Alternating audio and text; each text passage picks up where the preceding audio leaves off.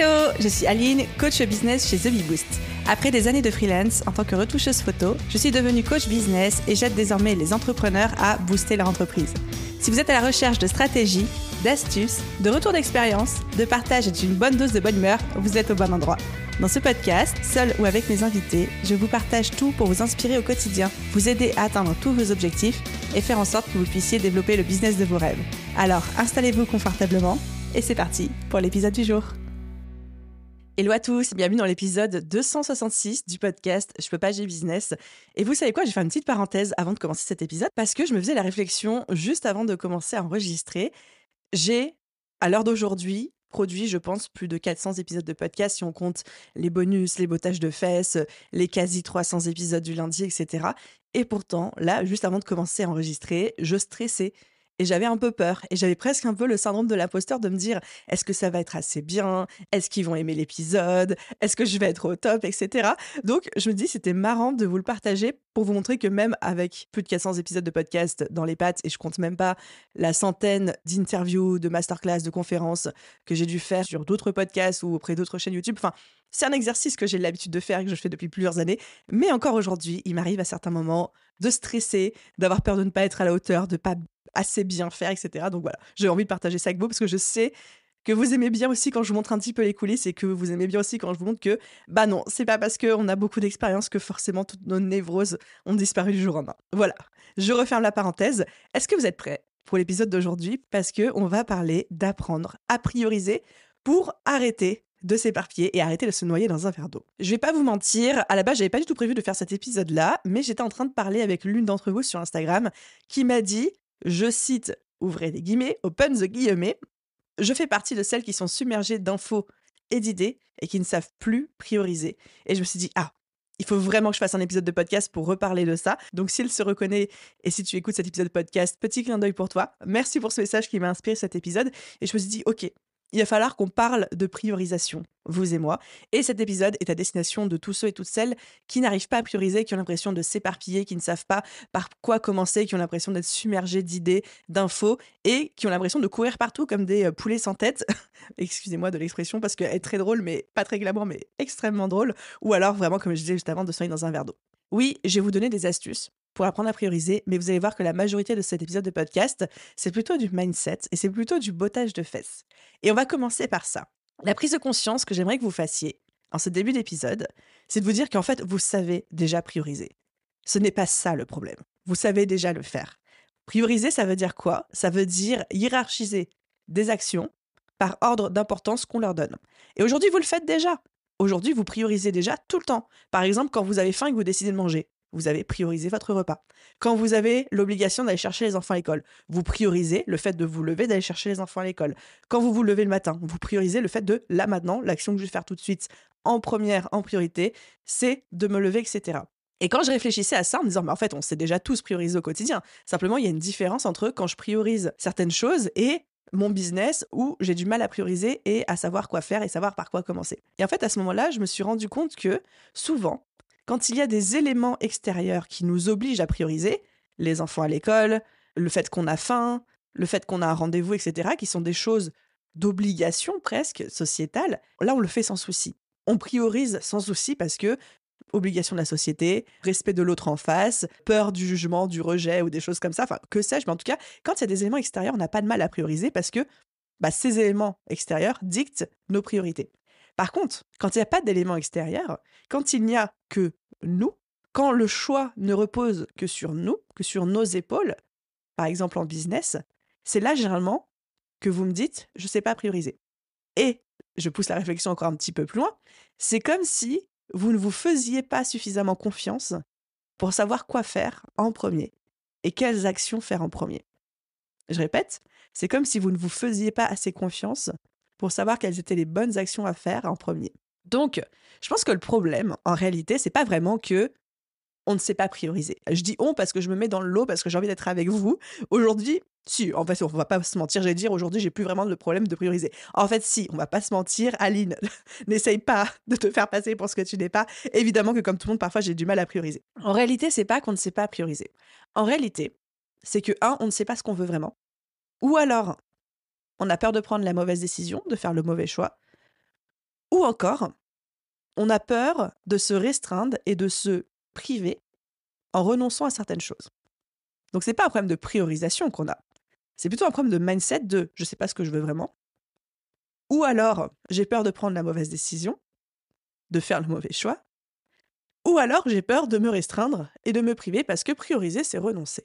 Donc maintenant qu'on a mis le doigt là-dessus, c'était la prise de conscience que je voulais que vous fassiez de vous n'avez pas de mal à prioriser, vous savez le faire, simplement vous ne vous faites pas assez confiance pour le faire vous-même, ou vous ne savez pas ce que vous voulez, ou vous avez peur de prendre la mauvaise décision, ou vous avez peur de vous restreindre, ou même peut-être parfois un petit peu de tout ça.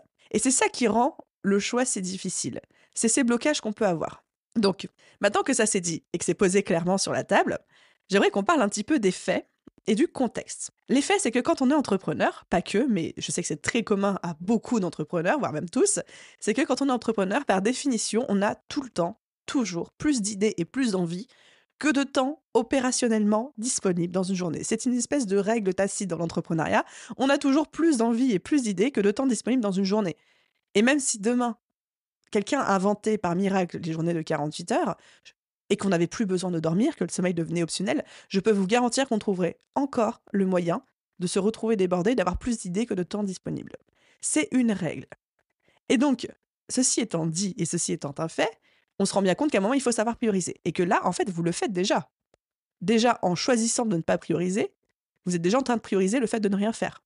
Le contexte étant celui-ci, j'aimerais continuer à étaler des faits. Comme ça, je vous amène tout doucement dans ma réflexion. Aujourd'hui, dans une journée, vous avez un nombre d'heures défini pour votre business. Ça peut être 2 heures, 4 heures, 6 heures, 8 heures, 14 heures en fonction de votre profil, de votre contexte. Est-ce que vous êtes célibataire? Est-ce que vous avez des enfants? Est-ce que vous avez un boulot à côté? Est-ce qu'au contraire, vous êtes à 100% dans votre business? Est-ce que vous avez beaucoup d'énergie, etc. Donc, vous avez un nombre d'heures défini dans la journée. Vous avez aussi un niveau d'énergie. Parce que des fois, on a beau avoir opérationnellement 10 heures de disponible pour bosser dans la journée, parfois on n'a pas l'énergie de bosser 10 heures dans la journée. Parfois on a l'énergie de bosser que 4 heures, que 6 heures, que 8 heures. Donc c'est pas parce qu'on a 14 heures de disponible devant soi que ça veut dire qu'il faut qu'on passe ces 14 heures à travailler. Parfois c'est pas humain, c'est pas réaliste. Donc chaque journée on se lève avec un nombre d'heures et un certain niveau d'énergie à dédier à notre business. Et ça va dépendre de chacun, vous l'avez bien compris. La question que vous vous posez et que vous devez vous poser chaque matin, c'est à quoi vous allez les dédier. C'est ça la priorisation. C'est aujourd'hui, je me lève avec X nombre d'heures et tel niveau d'énergie. À quoi est-ce que je vais les dédier aujourd'hui? Alors évidemment, on peut toujours optimiser les choses avec de l'organisation, de la productivité, etc., etc. Mais les faits sont quand même qu'au bout d'un moment, il y a quand même un certain nombre d'heures et un certain niveau d'énergie et qu'on ne peut pas vraiment aller au-delà de ça. La question, je répète, c'est à quoi est-ce que vous allez dédier le nombre d'heures et le niveau d'énergie que vous avez aujourd'hui et qui change de jour en jour. Et pour pouvoir répondre à cette question de à quoi est-ce que je vais dédier le nombre d'heures et le niveau d'énergie que j'ai aujourd'hui dans ma journée, la première chose à savoir, c'est qu'est-ce que je veux vraiment? C'est quoi mon objectif à long terme? Qu'est-ce que je veux?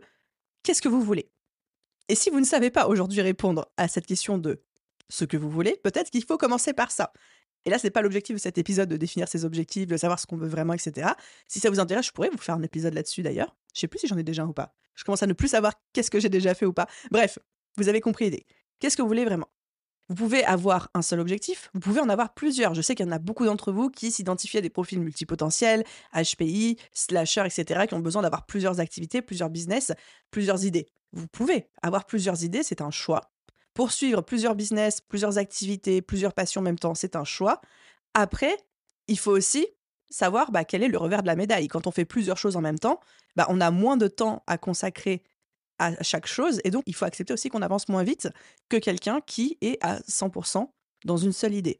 Mais après, si vous avez décidé que vous voulez fonctionner comme ça et que c'est ce qu'il vous faut et ce qui vous correspond, grand bien vous en fasse. Après, l'idée, c'est qu'on soit heureux aussi dans notre quotidien et dans nos business ou nos business pour ceux qui décident d'en avoir plusieurs. Donc, première question qu'on se pose, c'est qu'est-ce que je veux vraiment? Ensuite, question que je vous pose, c'est à quel point est-ce que c'est important pour vous, ce fameux ce que je veux vraiment? À quel point est-ce que c'est important pour vous? Parce que si ce n'est pas important, mais genre vraiment important, vous n'arriverez jamais à le prioriser. Jamais, jamais, jamais. Et c'est pas c'est important parce que la société veut que ce soit important, c'est important parce que ma famille veut que ce soit important ou mes proches veulent que ce soit important.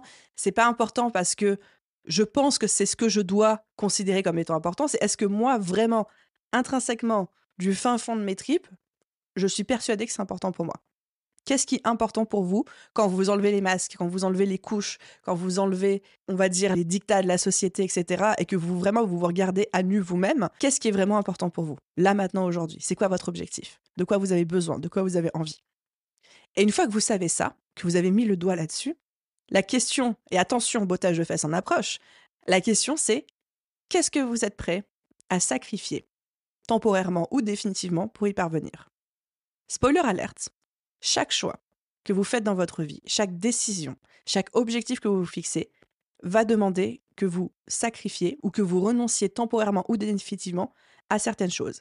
Même si demain, votre objectif et votre choix, c'est de bosser 2 heures par jour sur une plage, les doigts de pied en éventail avec des cocos sur les seins, que sais-je, eh ben, vous sacrifiez certaines choses. Vous sacrifiez peut-être votre rêve de faire 1 million d'euros de chiffre d'affaires d'ici 2 ans. Vous sacrifiez peut-être le fait d'habiter pas très loin de votre famille.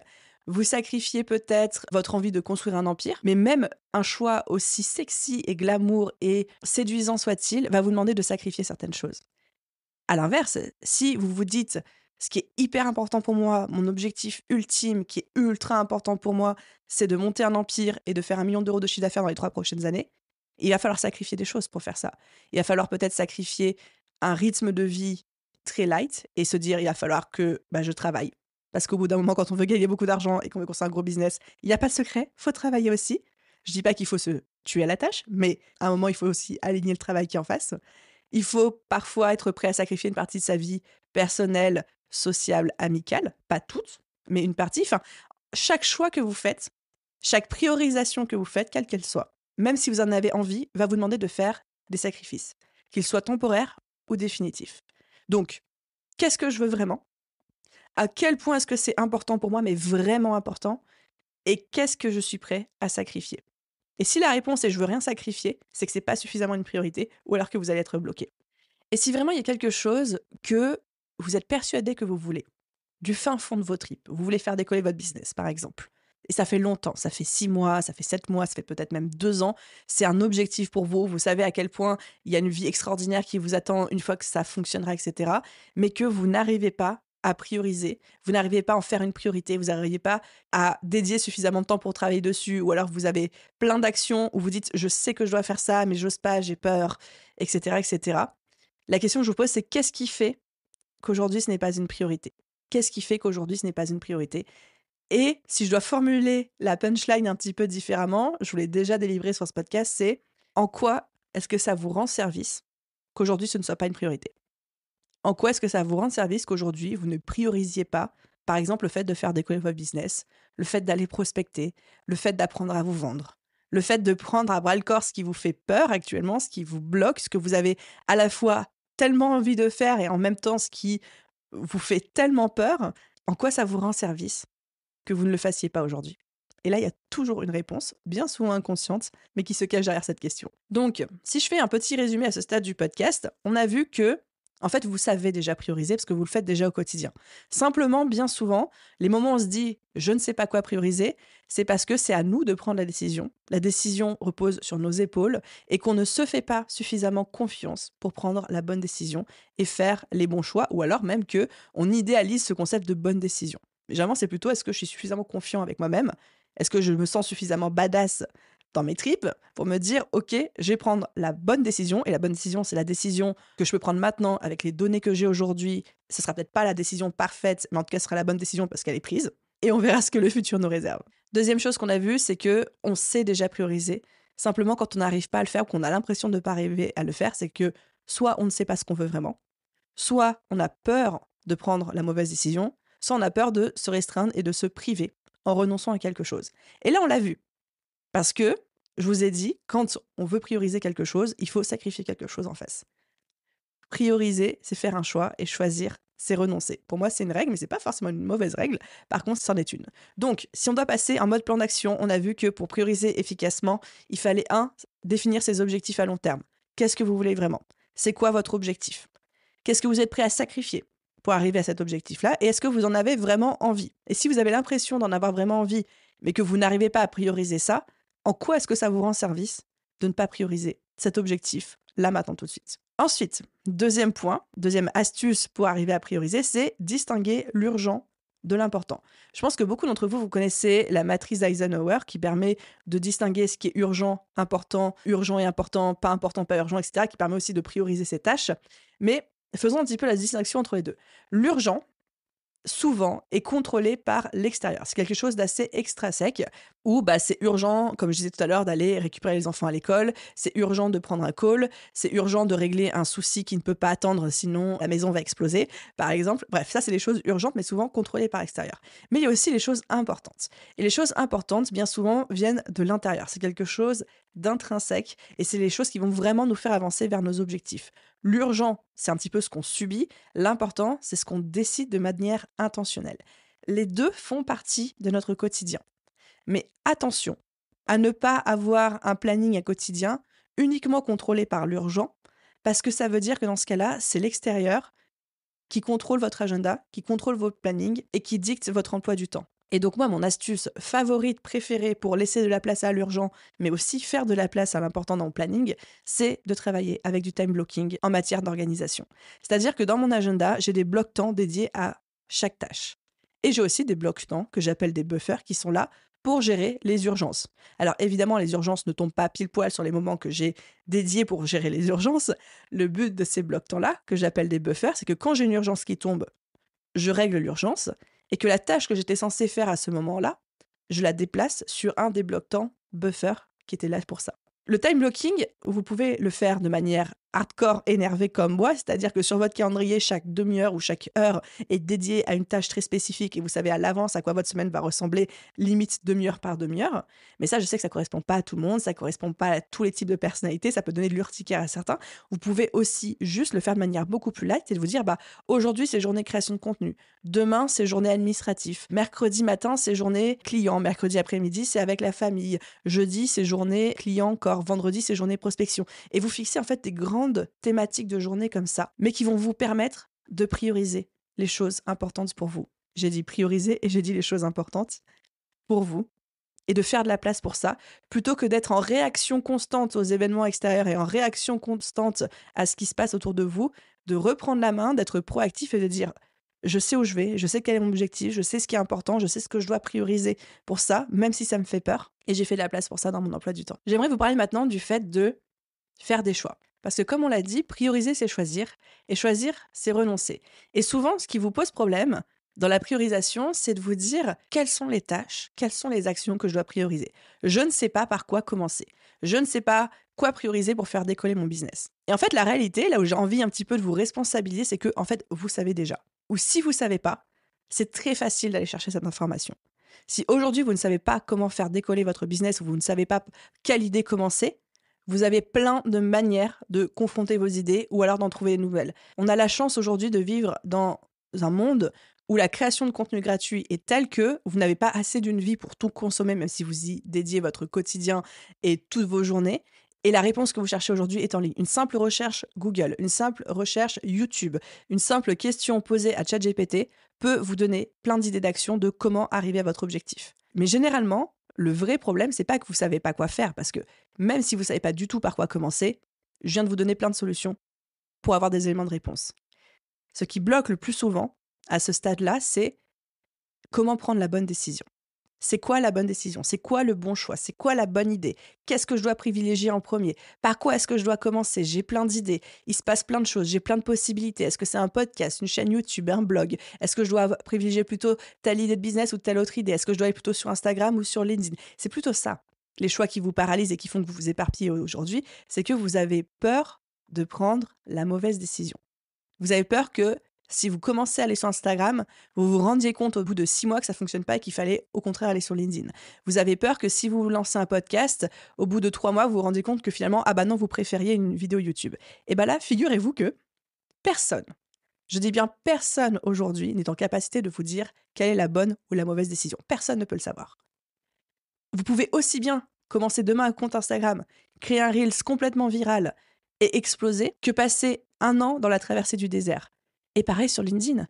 Personne aujourd'hui n'est en capacité de vous dire quelle est la bonne décision. C'est pas un arbre magique en arborescence avec une voie qui va vous mener à un succès fulgurant et il va falloir la trouver.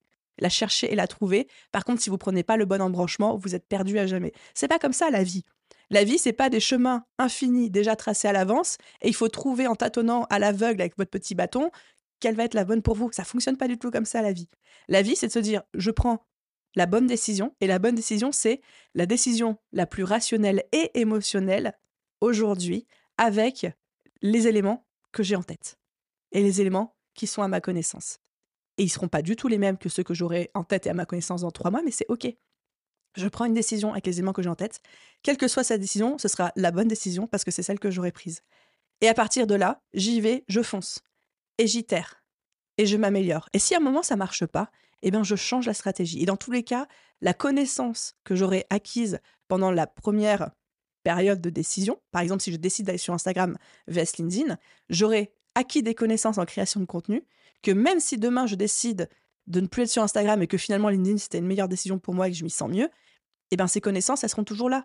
Et moi-même, en tant qu'entrepreneuse, j'aurai évolué suffisamment pour prendre une encore meilleure décision la prochaine fois. Donc en fait, c'est ça, l'art de choisir. L'art de choisir, c'est se dire qu'aujourd'hui, avec les connaissances que j'ai, quelle est la décision qui me paraît la meilleure, la plus éclairée. Logiquement, on fait fonctionner notre raison de manière rationnelle, mais aussi émotionnellement. Qu'est-ce qui résonne le plus, avec quoi je me sens le plus alignée, etc. Et encore une fois, je veux bien que vous compreniez qu'il n'y a pas de voie déjà magique tracée où il faut trouver laquelle est la bonne pour vous un petit peu par hasard. On ne vit pas dans un jeu de société géant où il faut trouver au hasard la voie qui est tracée pour nous et sinon toutes les autres mènent à des impasses, pas du tout. Et personne autour de vous et personne sur cette planète ne savait s'ils prenaient la bonne décision en prenant les décisions qu'ils ont prises pour lancer leur business ou tout autre objectif qu'ils pouvaient avoir. C'est juste des gens qui ont pris une décision à un moment donné et qui ensuite ont itéré et qui se sont améliorés, et qui ont changé de direction, et qui ont changé d'avis, et qui parfois ont fait marche arrière, mais qui étaient forts de leurs nouvelles connaissances, de leurs apprentissages, et qui ont pu faire mieux la fois d'après. Et c'est ça l'entrepreneuriat, et c'est ça aussi la vie tout simplement. Donc, prioriser, c'est ça. Prioriser, c'est accepter de ne pas avoir la réponse en avance, c'est accepter de ne pas avoir d'omniscience sur ce qui peut se passer, ne pas se passer, c'est se dire qu'est-ce que je veux vraiment, en quoi c'est important pour moi, qu'est-ce que je suis prêt à sacrifier pour ça? Parce que prioriser, c'est choisir et choisir, c'est renoncer. Quelles sont les actions que je pense être les mieux pour moi pour atteindre mes objectifs? Et si je ne sais pas, eh ben, j'achète une formation, je vais demander à ChatGPT, je vais sur YouTube, je pose ma question à Google. Aujourd'hui, je n'ai plus d'excuses pour ne pas avoir aucune idée d'action. Et ensuite, quand j'ai ces idées d'action, laquelle me semble la plus logique et émotionnellement la plus alignée avec moi, et j'y vais, je fonce.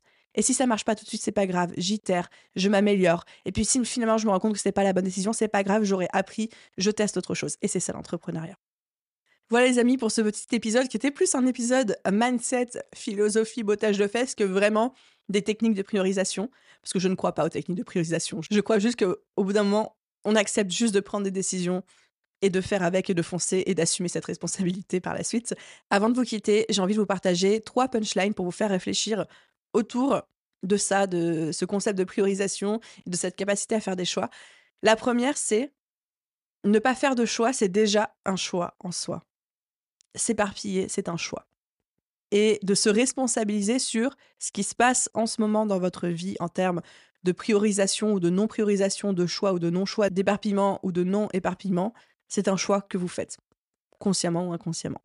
La seconde punchline que je peux vous partager, c'est quelque part, vous êtes déjà en train de vivre le pire scénario possible. Ça ne peut que s'améliorer. C'est-à-dire qu'aujourd'hui, vous avez par exemple peur de prendre la mauvaise décision. Mais en fait, en ne prenant pas de décision, vous êtes déjà dans le pire scénario possible qui est votre business ne décolle pas, ne fonctionne pas, ou vous n'atteignez pas vos objectifs. Donc vous avez peur de passer à l'action par peur de prendre la mauvaise décision et d'échouer, mais en fait, vous êtes déjà en train de vivre ce que vous pensez être un échec pour vous. Ce à quoi ressemble dans votre tête l'échec pour vous, c'est-à-dire le statu quo, rien n'a bougé. Donc quelque part, vous êtes déjà en train de vivre le pire scénario possible.